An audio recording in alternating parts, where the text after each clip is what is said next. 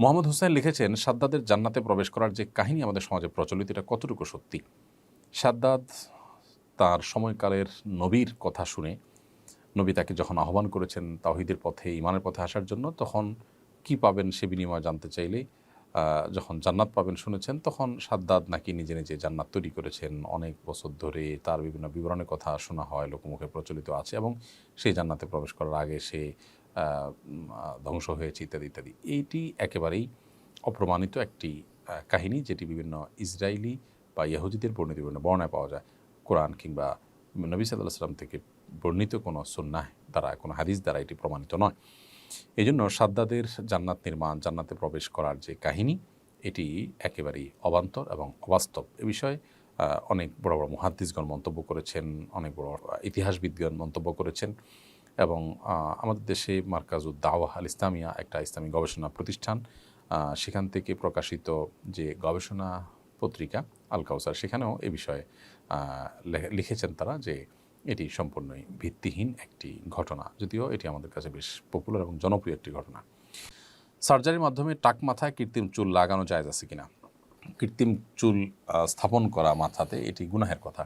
কারণ এটি এক ধরনের প্রতারণা, এক ধরনের নিজের প্রকৃত অবস্থাকে লুকানো, ভিন্ন কোনো রূপে নিজেকে জাহির করার প্রচেষ্টা, যে সেই জায়গা থেকে ইসলাম এটিকে নিষেধ করে।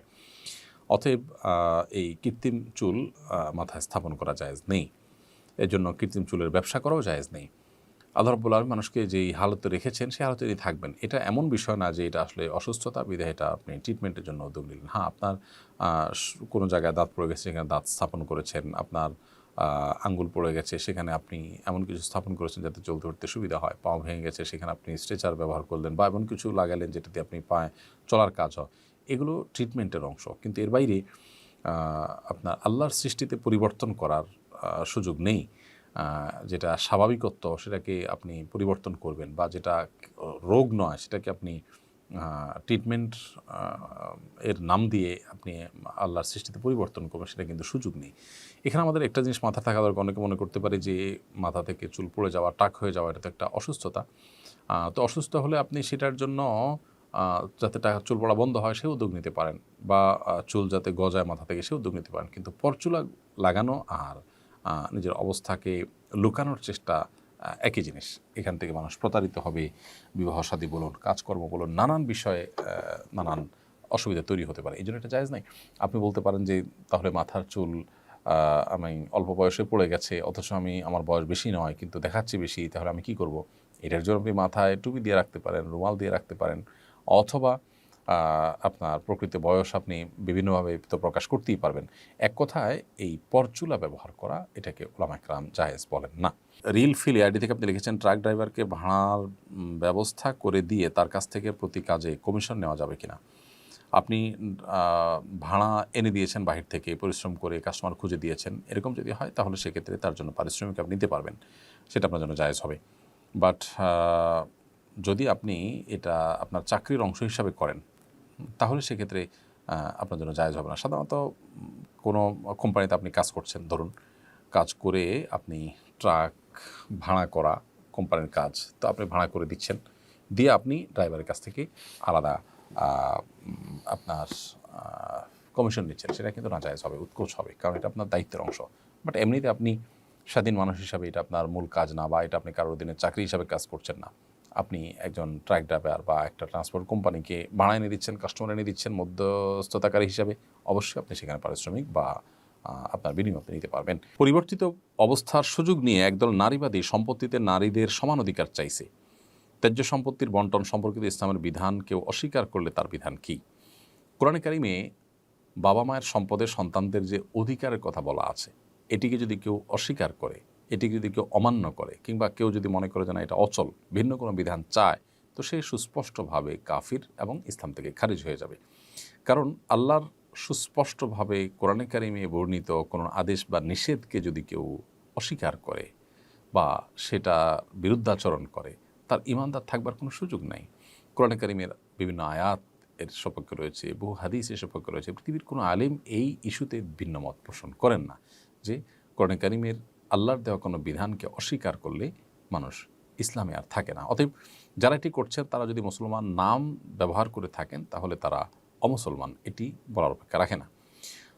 মনে রাখা উচিত সংখ্যাগরিষ্ঠ মানুষ যেই বিধান চায়, যে কোনো ইস্যুতে তারা যেটি চায় তার ভিন্ন কোনো কিছু চাপিয়ে দেওয়া, এটাই হলো জুলুম, এটাই হলো স্বৈরতন্ত্র, এটাই হলো বৈষম্য, এটাই হলো অবিচার। আমরা গণতন্ত্রের নামে, মানবাধিকারের নামে যা করছি সেটা হলো মানুষের অধিকার খর্ব করার নামান্তর। যারা নারীদের প্রতি মায়া দেখাতে গিয়ে এই কাজটি করছেন তারা কিন্তু আমাদের দেশে পরিবার ব্যবস্থাপনাকে ভেঙে দিতে চান। কীভাবে ভেঙে দিতে চান? কারণ সম্পদে স্বামী ছেলে মেয়ে উভয়ের যদি সমান ভাগ দেওয়া হয় তাহলে সেক্ষেত্রে দৈনন্দিন জীবনে ছেলে মেয়ে একসাথে যখন সাংসারিক জীবন করেন তখন তারা ব্যয়ভারও সমান সমান করে দেওয়ার একটা প্রশ্ন আসবে। তখন দিন শেষে কী হবে? পৃথিবীর বিভিন্ন উন্নত দেশে এই জিনিসটি হচ্ছে যে স্বামী স্ত্রী উভয়ের সমান সমান করে শেয়ার করেন, উভয় উপার্জন করেন, তা দিয়ে সংসার চলে। তাদের সাংসারিক জীবন অবস্থা কেমন? তাদের পরিবারগুলো অবস্থা কেমন? আর আমাদের দেশে পরিবার ব্যবস্থাপনা কেমন? সেটা আমরা যদি কম্পেয়ার করি তাহলে দেখতে পাবো। দেখুন, স্ত্রী তার ভেতরের দিকটা সামলাচ্ছেন, স্বামী তার বাহিরের দিকটা সামলাচ্ছেন। এর চেয়ে সুন্দর কোনো ব্যবস্থাপনা পৃথিবীতে হতে পারে না। এটা আল্লাহ তাআলা এভাবেই সৃষ্টি করেছেন মানুষকে, নারীকে সৃষ্টি করেছেন তার দৈহিক অবকাঠামো। আপনি অ্যানালাইসিস করলে দেখবেন যে আল্লাহ রাব্বুল আলামিন এমন সৃষ্টি করেছেন তার জন্য ঘরের দিকটা সামলানো তার জন্য ইজি এবং সহজ। তার বক্ষে আল্লাহ তাআলা শিশুর খাবার রেখেছেন, তার গর্ভে আল্লাহ তাআলা সন্তান দিচ্ছেন। তার শারীরিক সকল কাঠামো, সকল আল্লাহর যে সৃষ্টি শৈলী সেটি প্রমাণ করে, সাব্যস্ত করে যে তিনি ভেতরের সাইডটাকে সামলাবেন। সো যারা ছেলে মেয়েদের বাবা মার সম্পদে সমান অধিকার নিশ্চিত করতে চাইছেন, শুনতে খুব মুখরোচক শোনা গেলেও তারা মূলত সমাজে পরিবার ব্যবস্থাপনাকে ভেঙে দিতে চাচ্ছেন এবং তারা মূলত অবিচার করতে চাচ্ছেন। দেখুন, একজন নারী তিনি বাবার সম্পদে, মায়ের সম্পদে ছেলের চাইতে কম পাচ্ছে, কিন্তু এই নারী যতদিন তিনি বেঁচে থাকবেন, বাবার সংসারে থাকলে তার ব্যয়ভার বাবার উপর বর্তাবে অথবা ভাইয়ের উপর বর্তাবে, বিয়ে হয়ে গেলে স্বামীর উপরে বর্তাবে, না হলে ছেলের উপরে বর্তাবে, তার নিজের উপরে কখনো বর্তাবে না। অন্যের ব্যয়ভার তো দূরের কথা, নিজের ব্যয়ভারও নিজের উপরে বর্তাবে না। আর একজন ছেলে তিনি নিজের ব্যয়ভার নিজের উপরে বর্তাবে প্রাপ্তবয়স্ক হওয়ার পর থেকে, কারোর উপরে তারটা বর্তাবে না। এর পাশাপাশি তার স্ত্রী, মা বাপ এবং ছোটো ভাই বোন সবারটা তার উপরে বর্তাতে পারে। তাহলে সকল নিজের এবং পরের সকল ব্যয়ভার বহন করার পরও তিনি যদি পান 2 টাকা, আর নারী তার অন্যের তো দূরের কথা নিজেরটারও ব্যয়ভার বহন করতে হচ্ছে না, তিনি যদি পান 1 টাকা, তাহলে এটা তার প্রতি কি জুলুম? দেখুন, ইসলাম সমান দিতে বলে না, ইসলাম ন্যায্য অধিকার দিতে বলে।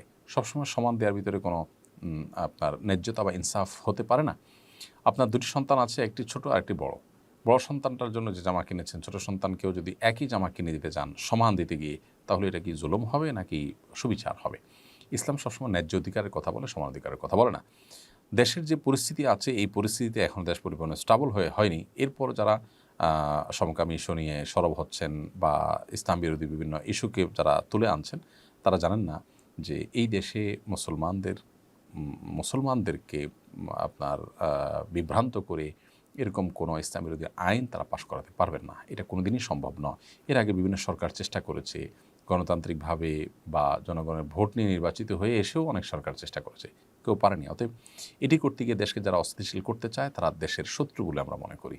বিশেষ করে একটা আনস্টেবল পরিস্থিতিতে যেখানে দেশের স্বাভাবিক অবস্থায় পরিপূর্ণভাবে ফিরে আনাটা চ্যালেঞ্জিং কাজ, সবাই আমরা সর্বাত্মক সহযোগিতা করছি, সেখানে এই চক্র যারা এই সমস্ত ইস্যুগুলো এখন আনছে, আমি মনে করি তারা দেশকে অস্থিতিশীল করতে চায় এবং এদের বিরুদ্ধে আমাদের সোচ্চার হওয়া উচিত।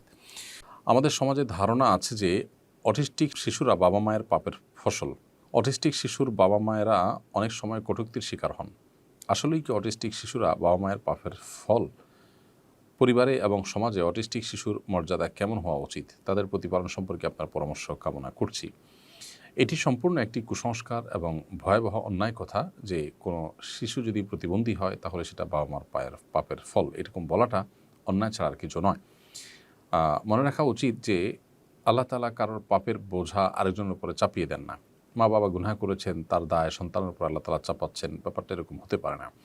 দ্বিতীয়ত, এটি কোরআন এবং সুন্নাহর কোথাও এভাবে বলা হয়নি। এটি নিছকই লোকমুখে প্রচলিত একটি কথা এবং কুসংস্কারাচ্ছন্ন একটি বিশ্বাস।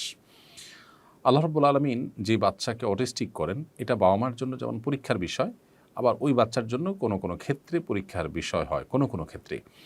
অতএব আল্লাহ রাব্বুল আলামিন হাকিম, তার অনেক কাজের যে রহস্য সেটি আমরা হয়তো অনুধাবন করতে পারি না, কিন্তু রহস্যমুক্ত বা সুনির্দিষ্ট কোনো হেকমা থেকে তার কোনো কাজই কিন্তু শূন্য নয়, খালি নয়। বিধায় এই জায়গা থেকে আমাদের বিশ্বাস থাকবে যে এটা আল্লাহ তাআলার ফায়সালা, এর ভিতরে প্রভূত কল্যাণ, বিভিন্ন হেকমা, বিভিন্ন রহস্য রয়েছে যেটা আমরা হয়তো জানি না। কিন্তু বাবা মার পাপ করেছেন সেজন্য সন্তানকে আল্লাহ রেস্ট্রিক্ট করেছেন, এটি মনে করার কোনো কারণ নেই। অনেক বাবা মা আছেন তারা অনেক ভালো মানুষ, তাদের অটিস্টিক সন্তান হয়েছেন। এই সন্তানকে লালন পালন করতে গিয়ে তারা যদি মানুষের কটূক্তির শিকার হন, নানা রকমের বুলিংয়ের শিকার হন, তাহলে সেক্ষেত্রে একে তো অটিস্টিক বাচ্চা লালন পালন করে তারা অত্যন্ত কষ্টের মধ্যে দিনাতিপাত করেন, দ্বিতীয়ত আবার মানুষের কথার যে কষ্ট সেটা তাদেরকে যদি সহ্য করতে বাধ্য করা হয় তাহলে এটা জুলুম ছাড়া আর কিছুই হতে পারে না। এই মূর্খতা সুলভ বিশ্বাস থেকে আমাদেরকে বেরিয়ে আসতে হবে। আর অটিস্টিক শিশুদের বাবা মার প্রতি আমার উদাত্ত আহ্বান থাকবে যে আল্লাহর পরীক্ষা হিসাবে এটাকে সর্বোচ্চ ধৈর্যের সাথে আপনাদের মোকাবিলা করতে হবে এবং এই সন্তানদেরকে সবচেয়ে বেশি কেয়ার করার চেষ্টা করবেন এই জন্য, বা এই জায়গা থেকে, দৃষ্টিকোণ থেকে যে এটা আল্লাহ তাআলার পক্ষ থেকে দেওয়া পরীক্ষা, যদি এর বিনিময়ে আল্লাহ আমাকে অনন্তকালে জান্নাত দিয়ে দেন তাহলে সেক্ষেত্রে এইটা আমার জন্য লাভজনকই হলো। সন্দেহাতীতভাবে বাহ্যিকভাবে এটি কষ্টের, কিন্তু সবরের বিনিময়ে আল্লাহ তাআলা কিন্তু হিসেব ছাড়া দেন। বিধায় আমাদের ধৈর্য ধারণ করতে হবে এবং আল্লাহ তাআলার ফয়সালাকে মেনে নিতে হবে। ধরুন একজনকে আল্লাহ তাআলা সুস্থ স্বাভাবিক সন্তান দিয়েছেন, আপনার সন্তানের মতো অটিস্টিক দেননি, তিনি যদি এই সন্তানের সঠিক লালন পালন করতে না পারেন এবং এর দায়ে যদি তাকে জাহান্নামে যেতে হয়, তাহলে আপনি অটিস্টিক শিশু তার চাইতে অন্তত শিশুর বাবা হওয়াটা আপনার জন্য মন্দ নয়, বরং ভালো কিছু। অতএব আল্লাহ তাআলা ফায়সালাকে মেনে নিতে পারা এটা কঠিন একটা কাজ, আমরা অনেকে হয়তো বুঝে উঠতে পারি না, কিন্তু আমাদের সেই চেষ্টা থাকতে হবে যেন আমরা আল্লাহ তাআলা ফায়সালাকে মেনে নিই। আস-সুন্নাহ ফাউন্ডেশন, উম্মার স্বার্থে সুন্নাহর সাথে।